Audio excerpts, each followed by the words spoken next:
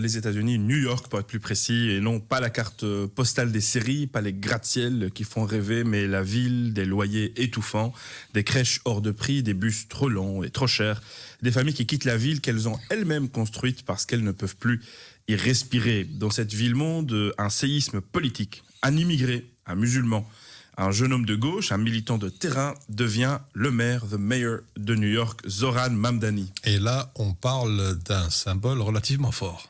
Un symbole, oui, mais pas seulement. Ce n'est pas un logo progressiste qu'on colle sur une affiche, c'est un projet, une méthode, une vraie leçon. Pendant des années, on a cru que la politique se gagnait uniquement dans les plateaux de télé, avec les slogans polis, consensuels, les récits calibrés par les communicants professionnels. Lui, il a commencé ailleurs. Pas dans les studios, mais plutôt dans les cages d'escalier, dans les files de bus à la sortie des écoles. Alors Hamza, concrètement, qu'est-ce qui fait la différence dans cette campagne finalement ? Alors, ce sont trois choses. D'abord, les besoins réels des gens avant les postures narratives. Pas de paroles magiques, pas de posture morale. La question n'était pas quel discours séduit. La question était plutôt de quoi avez-vous besoin pour vivre dignement ici à New York, dans votre ville. Un toit abordable, une place en crèche, un métro qui respecte votre temps, l'énergie qui ne ruine pas votre fin de mois. Ce n'est pas du romantisme politique, c'est du vrai réalisme. On ne sauve pas une ville avec des hashtags, on la sauve avec des loyers qui cessent de mutiler des vies. Et ensuite, il y a eu une organisation populaire, pas que des influenceurs, mais surtout des bénévoles. 500 organisateurs et organisatrices formés, 50 000 volontaires qui ont répondu à l'appel de l'espoir de Zoran Mamdani face au statu quo de l'Amérique de Trump. Des équipes en porte-à-porte, 7 jours sur 7, pas des slogans répétés, des arguments clairs, 3 points de programme qui collent sur un ticket de métro. Et enfin, de la clarté. Pas de demi-teinte, pas de profil bas.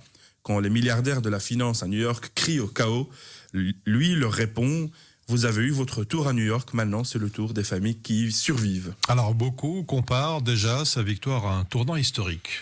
Parce que c'en est un. C'en est un, il faut oser le dire, après les années Trump, qu'on nous annonçait comme le retour des années 30, voici un maire élu non pas en séduisant les algorithmes, mais en renouant avec le terrain, le porte-à-porte et l'écoute. Ce n'est pas une campagne marketing, comme beaucoup ont essayé de la décrire. Non, c'est un mouvement politique. C'est une réponse aux cyniques qui répètent que plus rien n'est possible, que les géants de la tech décident de tout et que la majorité se résigne.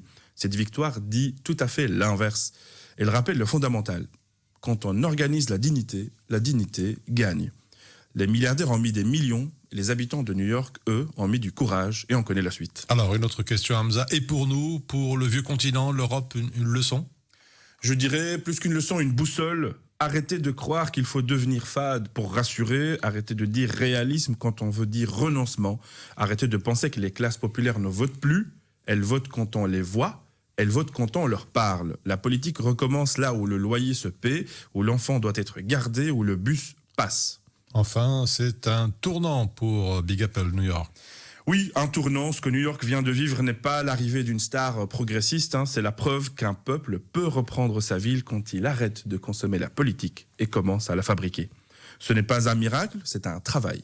Un immense travail. Et c'est un rappel. La démocratie ne s'use que si on n'en s'en sert plus. À New York, ils s'en sont servis. Espérons que Bruxelles s'en inspire la prochaine fois. Voilà.